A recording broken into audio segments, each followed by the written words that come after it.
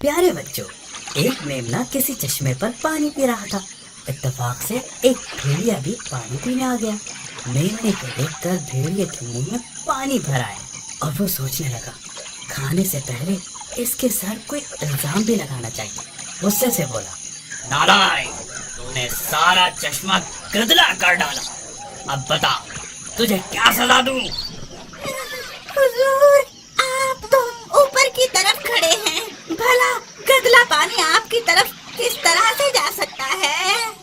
तेरी बात ठीक सही, मगर ये बता, पिछले साल तूने मुझे गालियां क्यों दी थी? पिछले साल? हाँ, पिछले साल। अब कैसा भोला बनता है? क्या पिछले साल तूने मुझे गालियां नहीं दी थी? क्या मैं झूठ बोल रहा हूँ? अब बता, तुझे क्या सजा दूं?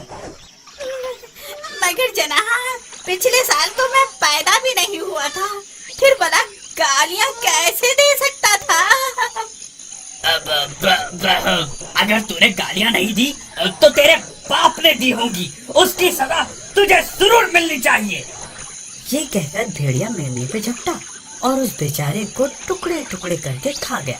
सच है, जिनके मन में खोट हो वो बदी के 100 बहाने ढूंढ लेते हैं।